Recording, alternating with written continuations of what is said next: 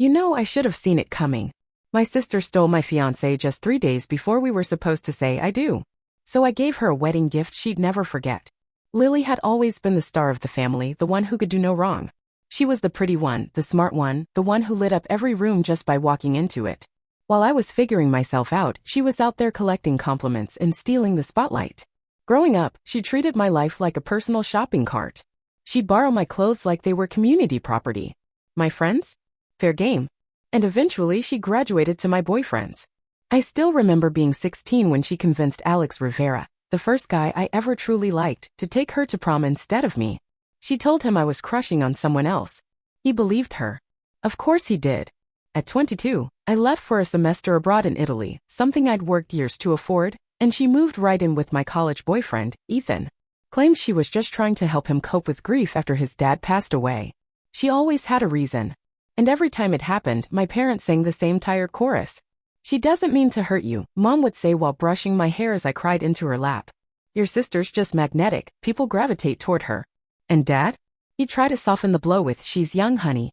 She doesn't always think before she acts. But that was never true. Lily always thought things through. I learned that the hard way when I found her diary at 15, a notebook full of her plans to edge me out of my own life.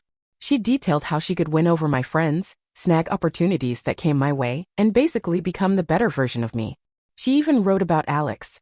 Sophie's so dull, she scribbled. I bet I could get his attention with one good conversation. And about Ethan? He's way too good for Sophie. She doesn't even realize what she's got. But I thought Ryan Cole was different. We were together for 4 years, engaged for 8 months. We met at this little Italian restaurant. I was waitressing to pay my way through nursing school, and he was sweating away as a line cook, dreaming bigger than his pay stub would allow. Ryan used to tell me I made him laugh at 2 a.m. when he'd be scrubbing burnt marinara off pans, testing out new recipes that didn't always work out. He said he loved how I believed in his dream of opening a restaurant. And I did. I believed in him so much, I handed over my entire savings, $23,000, when no bank would take a chance on him. I was his backup plan, his cheerleader, and his biggest investor. When his own family rolled their eyes at his culinary school ambitions, I stood by him. And Ryan? He'd seen Lily in action. He was there at family dinners when she'd flirt with my high school boyfriend Josh, giggling and playing the just being friendly card. He was the one who laughed with me when she made snide comments while we were dress shopping. Sophie's so sensible, she said. Wouldn't you rather wear something tighter? Make Ryan excited, not just comfortable. Ryan even rolled his eyes when she accidentally spilled red wine on our engagement photos at last year's Christmas party. She blamed bad lighting and offered to reshoot them with her photographer friend. Later, Ryan whispered, "Your sister is exhausting. I don't know how you put up with her drama." And like always, I defended her. She means well, I said. She just doesn't have a filter. The night of the rehearsal dinner felt perfect. We booked the private room at Bella Vista, the same restaurant where Ryan and I had our first real date. The place was glowing with candles and laughter. 50 of our closest friends and family packed the room, toasting with champagne, trading stories, hugging like we were already married. Ryan squeezed my hand while my dad gave this beautiful speech about finding your person and watching Ryan grow into someone worthy of his daughter's love. Across from us sat Lily, stunning in that $400 sapphire bridesmaid dress I paid for, grinning like this was her party. She insisted on sitting directly across from Ryan, said the lighting was best there for pictures. Throughout dinner, she leaned forward every time he spoke, laughed just a little louder than necessary, brushed his arm like it was nothing. I noticed. Of course I noticed.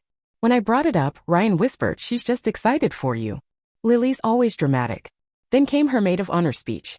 She stood up, tears ready in her eyes, holding the mic like she was about to solve world peace. "Sophie's always been my role model," she said, voice cracking with what felt like real emotion. "She's taught me about loyalty, about standing by the people you love." She looked at Ryan. "When she met you, Ryan, I saw her become the happiest version of herself. You're getting someone who'll fight for your dreams and never let go. And Sophie, you're getting someone who knows just how amazing you are." She raised her glass with a trembling hand. "To Sophie and Ryan. May you always choose each other, no matter what challenges come your way." Everyone clapped. Ryan kissed my cheek and whispered, "Your sister really loves you." And I felt terrible for doubting her. I told myself I was just nervous. The big day was less than 24 hours away. By 5 a.m., I gave up on sleep. My dress, a vintage A-line with tiny hand-sewn pearls passed down from my grandmother in 1952, was already laid out. I'd confirmed the final guest count with the caterer, 147. Double-checked the rings were safe with Ryan's best man. Even reminded the photographer about that special shot of our parents' wedding rings next to ours. Alarms on my phone were set to go off hourly to remind me to hydrate and eat something. I figured I'd surprise Ryan with his favorite dark roast coffee and a couple fresh bagels from the 24-hour diner down the block. Thought it'd be sweet, one last quiet morning before everything changed. I let myself into his apartment like I had 100 times before. Same key. Same door. Same place we painted together, laughed in, cried in. And that's when I found them. In his bed. Lily, Ryan, and the white silk lingerie I had picked out for our honeymoon. There it was, $300 worth of delicate boutique lace, the exact set Lily had gushed about and told me to buy, now bunched around her ankles. And on the nightstand? The engagement ring I watched Ryan work himself to the bone for, months of double shifts and burns and late nights, glinting under the soft morning light, right next to 2 empty champagne glasses and what looked like leftover pasta from Russo's. The same place Ryan and I had gone to celebrate 6 months together. Lily saw me first. But she didn't look embarrassed or caught off guard. No. Her expression said it all. She'd been waiting for this. It was the look of someone who'd won. Slowly she sat up, totally unfazed, not even trying to cover herself. I was going to tell you, she said, like she was doing me a favor. Ryan just realized he picked the wrong sister. Ryan was scrambling to find his boxers, stammering nonsense about it being a mistake, that he was confused, that he still loved me somehow. His face was flushed with panic and guilt, sweat dripping down his temples as he searched for words that could make any of this make sense. Sophie, this isn't what it looks like. He finally managed the oldest, most useless line in the book. But Lily cut him off, laughing. That same cold laugh she used when we were 12, and she blamed me for breaking Mom's favorite vase. The laugh that meant she'd won again. Oh, stop, she said to him, rolling her eyes. Stop pretending you're sorry. And then she started rattling it off. Tell her about the hotel room in Vegas. During that restaurant conference. Tell her about Christmas when you said my name in your sleep. About last week when you said you wished you'd met me first. I nearly collapsed. Vegas was back in March, 7 months ago. Christmas had been at my parents' house with Lily sleeping right next door in the guest room. And just last week, Ryan had been distant, blaming it on stress at work. But Lily wasn't finished. Tell her about the loan, she said, her voice sharper now, more certain.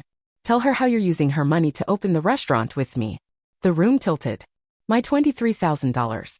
The money I'd earned cleaning bedpans and checking vitals, picking up night shifts during holidays, skipping dinners to save a few extra bucks.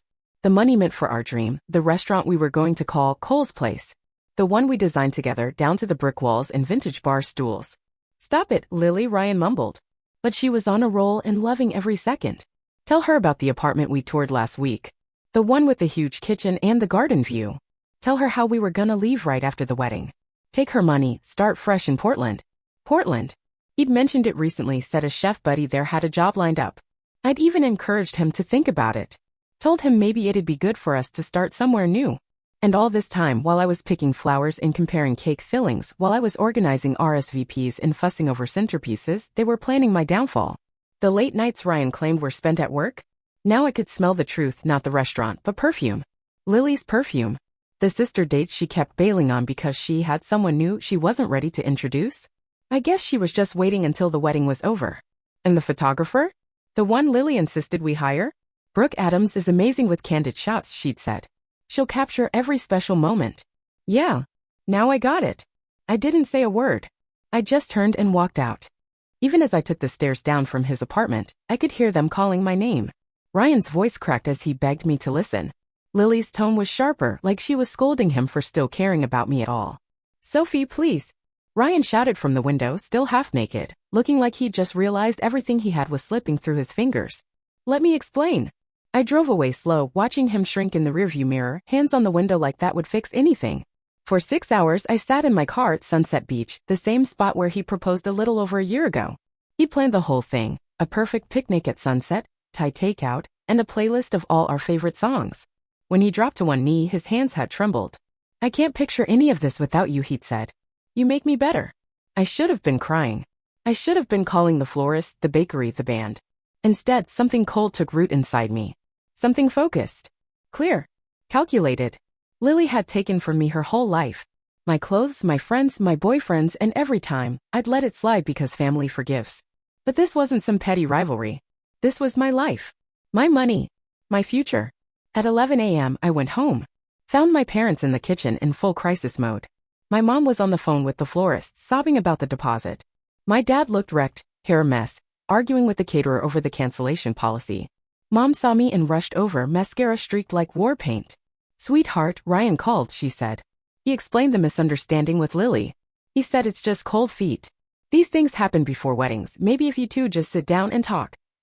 Even now, even after everything, they were still trying to make excuses for him. Lily, their darling golden girl. Ryan, the practically adopted son after 4 years. And me? Just the heartbroken girl who needed to be more forgiving. "There's no misunderstanding," I said calmly, setting my purse down. "The wedding is still happening tomorrow, just not in the way anyone expects." My parents exchanged looks of pure dread. Dad cleared his throat, hesitant. "Honey, maybe you're in shock." "This is a lot to take in," my dad said softly. "Why don't you sit down? We can talk through this, figure out how to move forward." "I'm not in shock," I said calmly, pouring myself a glass of water with hands that didn't even shake. "In fact, I think this is the clearest I've felt in a long time. And like I said, the wedding's still on." Then I walked upstairs, shut myself into my childhood bedroom, and got to work. First call? My cousin Nathan. He worked high up in tech security, the kind of guy who built systems for celebrities, politicians, and Fortune 500 execs. His company specialized in protecting people from stalkers, hackers, and corporate spies. But more importantly, Nathan had never, not once, fallen for Lily's crap. He was 3 years older than me, scary smart, and never afraid to call things exactly how he saw them. As kids, he was the only one who'd ever stood up to Lily, whether she was lying about who broke Grandma's vase or sneaking money from her purse. Nathan didn't play games. "I need a favor," I said as soon as he picked up. "Remember when you said I could ask for anything after I helped you during your divorce?" His ex had tried to ruin him emotionally, financially, legally. Tried to take his dog, his grandma's ring, and half his retirement. I spent 3 months digging into her lies, tracking down receipts, emails, secret accounts. In the end, Nathan kept everything, including the dog. "Name it," he said immediately. I laid it all out, the affair, the money, the plan to screw me over and disappear. He didn't interrupt once, just muttered the occasional disgusted, "Jesus Christ." When I finished, he didn't hesitate. "Those two are absolute garbage. What do you need?" "I want the full picture," I said. How long it's been going on, what they've been planning, who else might be involved. And I want it recorded, everything. No denials. No gaslighting. I want proof no one can twist or erase. "Give me Ryan's phone number and address," Nathan said. "I can have microcams installed in his apartment by this afternoon. If you can get me 30 seconds with his phone, I can clone it." "How far do you want to go?" "As far as I need to. Just keep it legal, okay? I want this to hold up if it comes down to a courtroom." "Leave that to me." "Does his building have cameras?" "Nope. And his lease has boilerplate stuff about letting maintenance workers in." "Perfect," Nathan said. "I'll go in as a cable tech. Most buildings in that part of town have been dealing with internet issues this week." He won't even blink. Then I made my next call to the photographer, Brooke Adams. Lily had handpicked her. Said she was amazing with real moments. Brooke's website was full of glowing reviews from brides talking about how she captured raw emotion, the true story of their wedding day. At the time, it sounded romantic. Now I realized exactly what kind of story Lily was hoping she'd get. "Hi Brooke, it's Sophie Richardson. You're photographing my wedding tomorrow." "Oh my God, Sophie. I'm so excited. Lily's told me all about you. You sound a little stressed, is everything okay?" "Cold feet." I nearly laughed. Lily had told her about me. Of course she had. "Actually, I'm calling because there's been a change of plans. I've got a very specific shot list now. I want to make sure you're up for something a little untraditional." "I'm all about real, authentic storytelling," Brooke said. "I love capturing the moments other photographers miss." "What did you have in mind?" "I want you to shoot everything tomorrow. No matter how awkward, emotional, or inappropriate it might seem. Especially the awkward parts. Think of it as a documentary. Are you good with that?" There was a slight pause. "Lily mentioned you might be into dramatic shots," Brooke said carefully. "She said you're a really creative person." "I'm totally on board. Should I bring extra cards?" "Perfect." Lily had set up her own friend to record my downfall. Probably imagined me crying at the altar, mascara running, going viral for all the wrong reasons. "Bring everything you've got," I said. "Also, we may need to live stream part of it. Are you comfortable with that?" "Absolutely. I do live social streams all the time, Instagram, TikTok, Facebook. Whatever you need." "Great. One last thing, Brooke. This conversation stays between us. If anyone catches wind of what I'm planning, it won't work." "You've got it," she said. "Your sister said you don't get enough credit for how imaginative you are." After I hung up, I stared at my phone for a long time. Lily had been orchestrating this for months. She hadn't just betrayed me, she produced it. Like some twisted reality show starring me as the fool. And now she had her own personal camerawoman ready to film my humiliation for all to see. But not anymore. The final call I made was the hardest. I sat there for a few minutes, just staring at Ryan's mom's number. Then I hit dial. "Mrs. Cole," I said when she picked up on the second ring. "It's Sophie. I need to talk to you. It's about the wedding." Patricia Cole had always had a sixth sense about people, and she never liked Lily. She once referred to her as that manipulative little peacock, after Lily openly flirted with Ryan's married brother at our engagement party. His wife had gone to the bathroom. Lily had gone full drama, hair flips, giggles, the whole act. Mrs. Cole was old-school Baptist, the kind who believed in loyalty, humility, and boundaries. She wasn't shy about calling women like Lily what they were. "What's wrong, dear?" she asked, instantly catching the tightness in my voice. "You sound upset." And then I told her everything. I told her everything. Months of deceit. How they'd schemed to ruin me in front of all our loved ones and walk away with my money. About the new apartment in Portland and the restaurant they planned to open using the savings I'd spent years scraping together. There was a long silence on the other end of the line. For a second, I wondered if she'd hung up. Then I heard it, her breathing. Short, shallow, and shaky, like she was barely holding herself back. "Those sinful children," she finally said, voice trembling with fury. "After all you've done for that boy, after you gave up your savings to build his future, after you stood by him when his own father called him a disgrace." She was right. Ryan's dad had always been brutal. Dinner conversations at his parents' house were like performance reviews. Ryan was constantly compared to his older brother, a finance executive with a country club membership and 2 kids in private school. Meanwhile, Ryan was the line cook with dreams and scars to prove it. I'd spent more nights than I could count holding him, reminding him he wasn't worthless. Reminding him his dream mattered. Reminding him that I believed in him, even when no one else did. "Mrs. Cole," I said gently. "I have a plan. You just tell me what you need, sweetheart," she replied, not missing a beat. "That boy's been headed for a reckoning his whole life. And Lily, well, that girl's the kind that'll drag him straight to hell with her." I could practically hear her rolling up her sleeves. See, Patricia Cole was raised in a small southern town where they didn't tolerate the kind of behavior Lily pulled. You take another woman's man, you get called out for it, loudly, publicly, and permanently. She didn't believe in quiet forgiveness. She believed in consequences. I walked her through the whole plan, every detail. She listened carefully, letting out little grunts and hums of approval. "You're sure it's all legal?" she asked when I finished. "Nathan's handling the tech side," I said. "Everything will be documented above board. I'm not breaking any laws. I'm just letting the truth walk itself down the aisle." "Good," she said. "Ryan needs to learn that betrayal has a cost. And Lily needs to realize not everyone's going to sit back and let her win." "There's one more thing," I added. "I need you to make sure Ryan shows up tomorrow. If he gets cold feet or tries to bail, none of this will work." "He'll be there," she said darkly. "I'll make sure of it. That boy owes you a public reckoning in front of every soul who came to support your love. He's going to face the music whether he wants to or not." The morning of my wedding, I woke up at 6 sharp, calm as a still lake. For the first time in months, I felt totally in control. My phone was already buzzing nonstop. Bridesmaids checking timelines.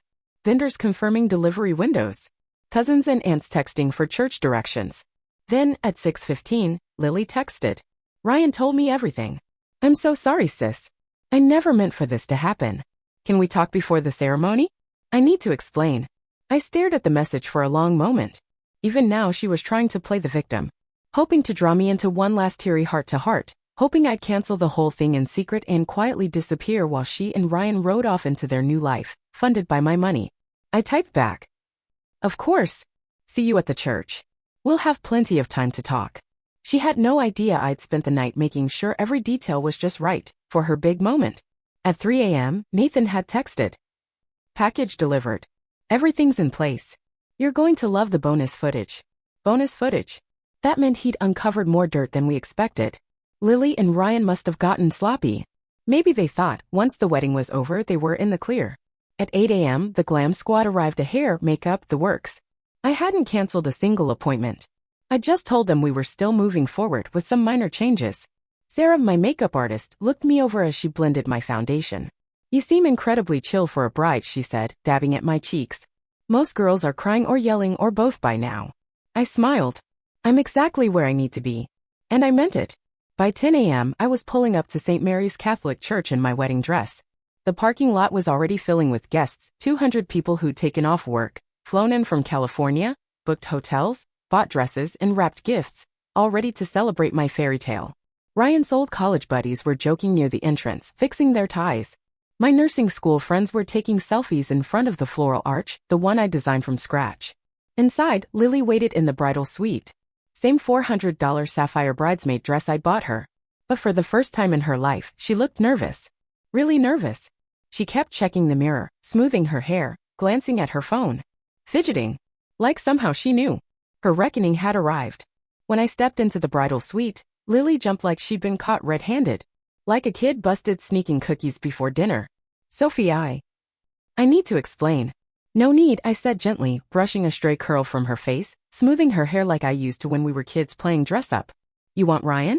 He's yours. Her whole face lit up, this glowing blend of shock, relief, and triumph. It was the same exact look she had the summer she convinced our parents to let her move into my room after I left for college, bigger windows, better closet. Really? You're not mad. Mad? I said, smiling softly. How could I be mad? You're my sister. If you truly believe Ryan is your soulmate, then who am I to stand in the way of real love? She practically glowed. In her mind it had worked again. Just like always. I was still the pushover big sister who gave up without a fight. You're being so mature about this, she said, giving me a careful hug, clearly trying not to smudge her makeup. I was scared you'd make a scene. Me? I laughed light as air. When have I ever made a scene? Never, she said quickly. You're always so calm and reasonable. That's why Ryan and I knew you'd come around. That's sweet, I said, picking up a lipstick and gently touching up her mouth. There's just one small update to the ceremony. Her brows knit together slightly. What do you mean? Well, I said, stepping back and admiring my work, since you and Ryan are so in love, it just makes sense for you to walk down the aisle today. Lily's face drained of color in real time. What? I've arranged for you to marry Ryan. Right now. In front of everyone. Sophie, we can't just... Why not? I asked, still all smiles. You love him. He loves you. The guests are here. The flowers are already paid for. The cake is ready. Brooke's prepped and ready to capture every precious moment. Everything's set. I just swapped out one bride for another. I watched her eyes dart around the room like a trapped animal. This wasn't the narrative she'd prepared for. She wanted it slow, methodical. She wanted to build the story of a misunderstood love. She wanted people to feel for her. She didn't want to be the villain in a messy family scandal. She wanted to be the heroine. Caught in the whirlwind of fate. What will you tell people? She whispered. The truth, I said simply. That my sister and fiancé realized they were soulmates. That I'm graciously stepping aside. That we're all gathered to witness the start of your beautiful life together. She knew then. There was no way out. If she refused, she looked like exactly what she was. The conniving sister who'd stabbed her sibling in the back. If she agreed, she'd be legally bound to Ryan before she even had time to consider the consequences. Backing out would mean explaining in front of 200 people why she couldn't marry the man she'd been sleeping with for months. Where's Ryan? She asked, barely above a whisper. Getting ready in the groom's suite, I said brightly. He's so excited to marry you, Lily. Couldn't stop talking about how perfect you are. How you're everything he's ever wanted. That was a lie, of course. Ryan had spent the entire morning desperately trying to contact me. He'd texted, called 17 times between 6 and 8 a.m. He left voicemails that ranged from sobbing apologies to frantic explanations. I'd forwarded them all to Lily. With a note. Your groom seems nervous. Maybe you should reassure him. 20 minutes later, Lily was standing at the back of St. Mary's wearing a wedding dress hastily borrowed from our cousin Jennifer, who luckily was the same size and had brought her dress for just-in-case photos. It was a little snug, but it fit well enough. Inside, the congregation stirred with confusion. Pastor Williams stepped up to the microphone, holding the revised script I'd handed him the night before. Due to unforeseen circumstances, he began carefully, we are gathered here today to witness the union of Ryan Cole and Lily Richardson rather than Sophie Richardson and Ryan Cole. The murmurs were instant, whispers, gasps, stunned silence. All eyes turned toward me in the front row. My parents looked like they'd been hit by a train. My dad kept leaning toward me, whispering frantic questions I answered with calm, vague replies. Love finds a way, I said at one point. He looked like he might pass out. Lily walked slowly down the aisle, bouquet in hand, her smile frozen and brittle, like it had been painted on with chalk. Her steps faltered slightly. Ryan stood at the altar, pale and shaking, eyes darting from her to me. He looked like he was about to be executed. The organist played Here Comes the Bride, and the guests just stared. Brooke, my secret weapon, snapped photo after photo right on cue. Every awkward glance, every nervous twitch, every forced smile. She knew what I wanted and she delivered. When Pastor Williams asked, "Does anyone object to this union?" the room went completely silent. I smiled politely, gave a tiny nod, encouraging the ceremony to continue. "Ryan," Pastor Williams said, flipping to the appropriate page, "do you take Lily to be your lawfully wedded wife? To have and to hold, for richer or poorer, in sickness and health, for as long as you both shall live." Ryan looked at me one last time. His eyes begged me to stop it, undo it, save him. But I didn't flinch. His mother was watching from the second row, glaring holes into the back of his head. The guests leaned forward, waiting. Lily was gripping his hand so tight her knuckles had turned bone white. "I do," he croaked. "Lily, do you take Ryan to be your lawfully wedded husband?" Pastor Williams asked. "To have and to hold, for richer or poorer, in sickness and in health, for as long as you both shall live?" Lily hesitated just for a second, probably realizing that for richer or poorer wasn't going to work out quite the way she'd imagined. But then she lifted her chin and slipped into performance mode just like always. "I do," she said with the poise of a pageant queen. "You may kiss the bride." The kiss was short, stiff, and awkward, more like two co-workers trying not to get written up than a couple in love. Brooke was on it, of course, capturing every uncomfortable angle. She snapped Lily's tight smile, Ryan's panicked eyes, and the confused glances rippling through the bridal party. During cocktail hour, I played the gracious older sister to perfection. I floated through the room like I hadn't just been publicly betrayed. I told anyone who asked that love had simply taken a different turn, and I was overjoyed for my sister and Ryan. "Sometimes life just has other plans," I said, calm and sincere. "And we have to trust the universe." Mrs. Nakamura, Ryan's sweet elderly neighbor from the apartment above her flower shop, took my hand and squeezed it. "You're handling this so well, dear. Most women would be devastated." "Lily and Ryan are clearly meant to be," I said, with a gentle smile. "Sometimes it takes something dramatic to reveal what's true." Ryan's old college buddies looked totally lost but tried to play along. Lily's sorority sisters were wide-eyed and whispering, treating it like a live taping of The Bachelor. Meanwhile, the older folks in the room were clearly scandalized but too polite to ask questions out loud. At the head table, Lily and Ryan sat in silence, their smiles getting stiffer by the minute. You could see the reality setting in. They were married. For real. No prenup. No graceful exit. Just locked in now, surrounded by 200 witnesses and a million future regrets. Ryan kept checking his phone, probably looking for a lifeline. Lily was still trying to keep that big, brilliant smile glued in place, but her eyes were darting. Nervous. Restless. The dinner was exactly the one I planned for my wedding. Grilled salmon in a lemon caper sauce, wild rice pilaf, roasted vegetables. The cake was still that gorgeous 3-tier vanilla and raspberry creation I'd designed with the baker, down to the tiny edible pearls. Even the flowers, delicate white roses and baby's breath, were from my grandmother's garden design. Everything was perfect. Just not for me. I stood up, tapped my champagne glass with the knife, and smiled as the room quieted. Before we cut the cake, I said sweetly, "I have a little surprise for the happy couple. A wedding gift, if you will." All eyes turned toward me. Lily and Ryan looked cautious but expectant. They were probably bracing for a heartfelt speech, maybe even a symbolic gesture of forgiveness.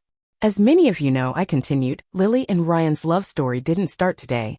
It's been blossoming for quite some time. And I thought, wouldn't it be beautiful to share that journey with all of you?" The lights dimmed. A screen descended from the ceiling, the one we'd originally rented for a slideshow of childhood memories and engagement photos. Nathan, cool as ever, sat off to the side with his laptop, queued up and ready. "Brooke has done an amazing job capturing today's events," I said, gesturing toward her. "But I thought we should rewind. Take a look at how this true love really came to be." The screen lit up. The first image?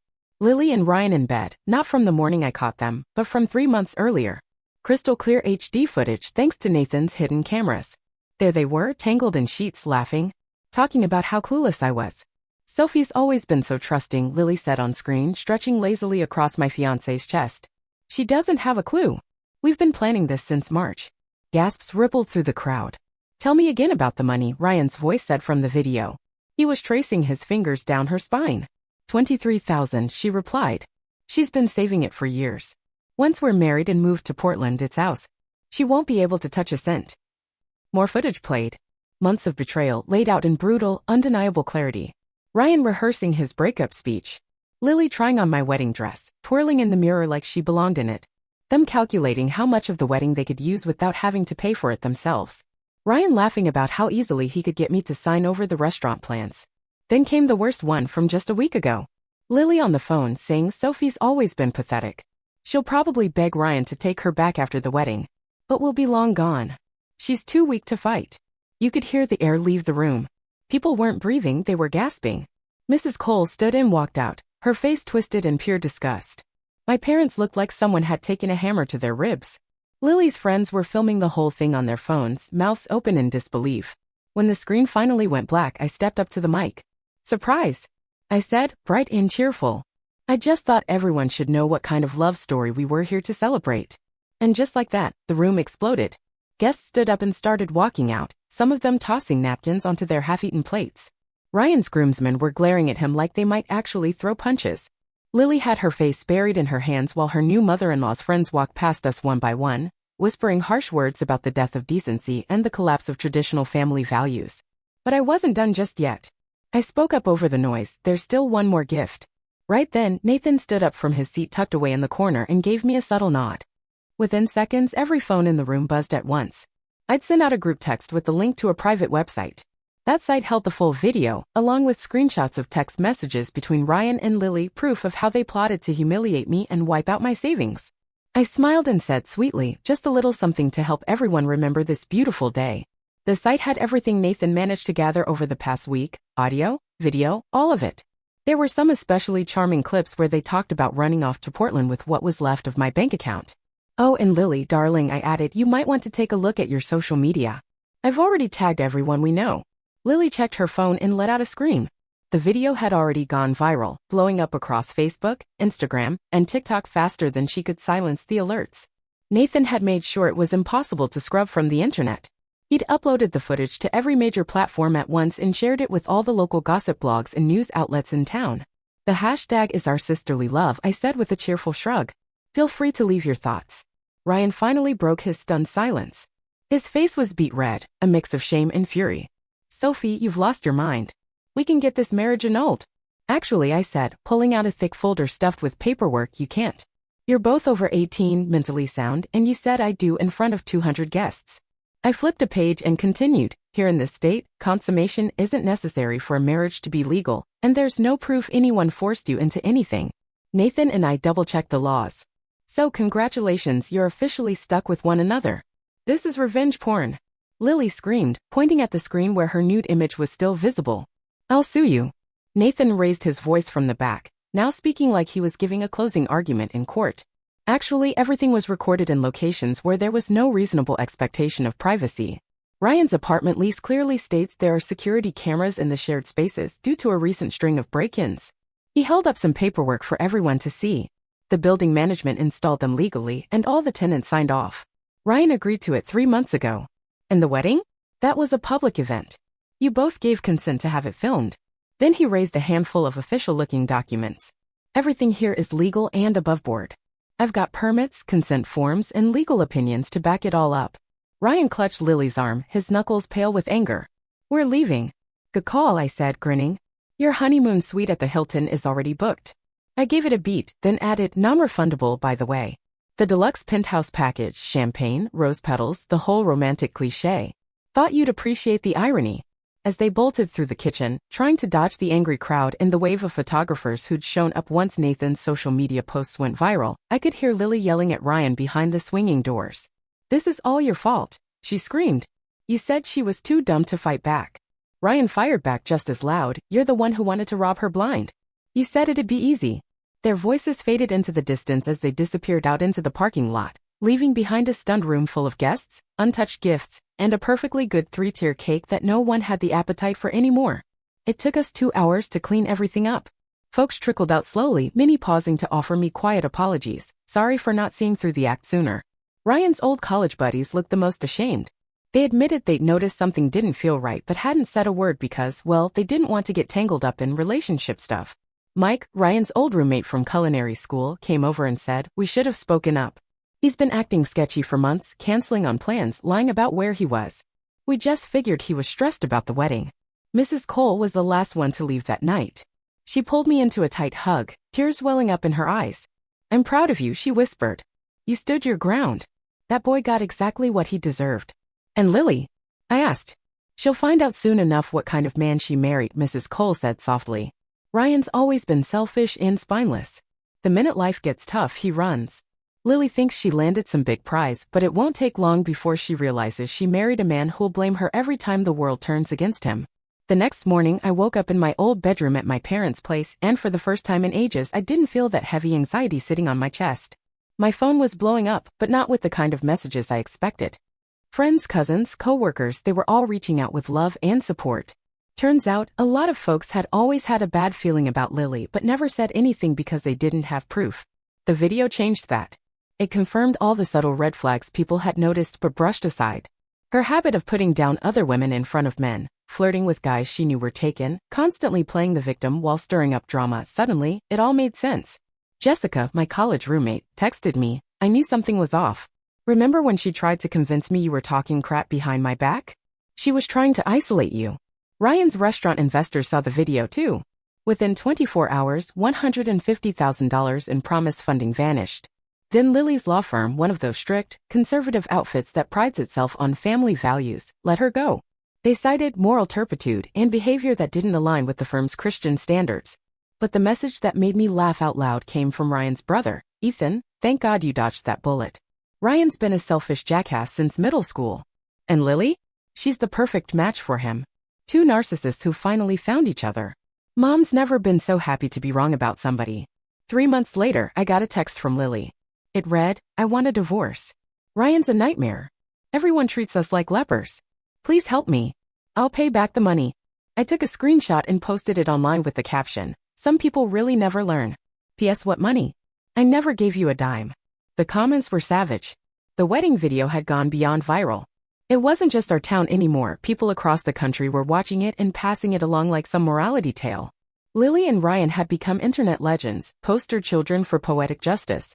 A full year passed, and they were still married, not because they wanted to be, but because neither of them could scrape together enough cash to hire a divorce lawyer. Their reputations?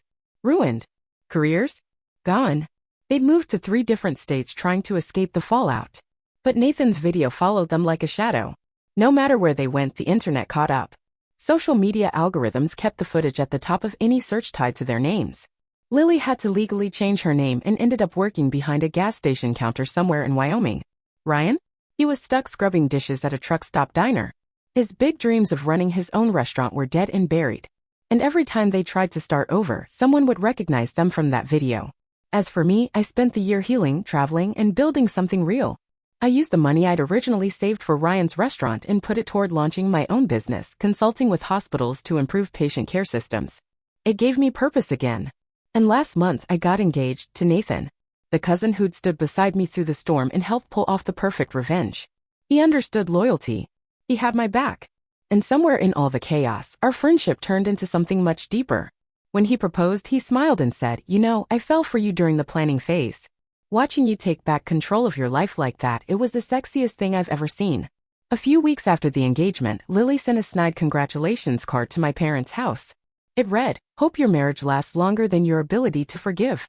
I mailed back a simple note, "It will. I've finally learned to choose people who choose me first. We're getting married next spring." Lily and Ryan aren't on the guest list, obviously, but I've got a strong feeling they'll still be watching online. Nathan's already promised to live stream the whole thing. #TrueRealLove.